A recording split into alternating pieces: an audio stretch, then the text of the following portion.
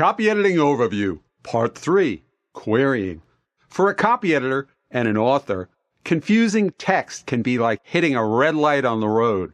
There are ways of resolving it or even avoiding it completely. Copy editing isn't easy. Along the way, copy editors will encounter text that's confusing, contradictory, or just unclear. Querying is the way to resolve such issues. It must be done carefully. Too often, reviewers are too busy to read what's there, so queries must be short, concise, and clear. Queries must point directly to what's being questioned, and it's critical for an author to read all queries within the manuscript or page proofs. Querying in copy editing is the way the copy editor asks the reviewer about something that may be incorrect or incomplete. This can be a difficult area for novice copy editors to grasp or for experienced copy editors to master.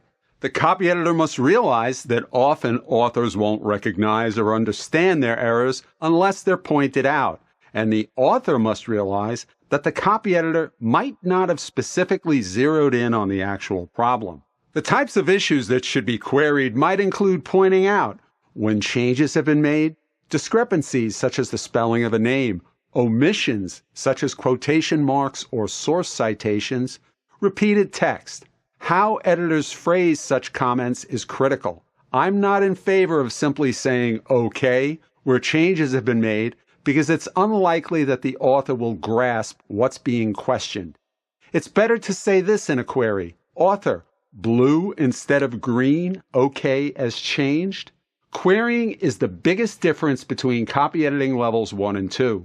In level 1, text should be reasonably well written, and the copy editor is unlikely to encounter significant issues. In level 2, language issues can be common. Querying in level 2 is the limit of what a copy editor should be expected to do to address an issue. In level 3, querying is necessary when significant changes have been made. It's critical for the editor to clearly point these out. The biggest querying mistake I see is when the query reads, author, please check sentence. This serves no purpose unless the copy editor points out exactly what is being questioned. Significant changes beyond rewriting fall under the category of developmental editing. We'll discuss DE and other types of editing in part 4 of this series. So, the copy editor must be careful, consistent, and judicious regarding how and what is queried. And, as an author, it's critical to pay attention to what the editor has queried. If both these points are followed, in most cases, those red lights can turn green and we can all be on our way.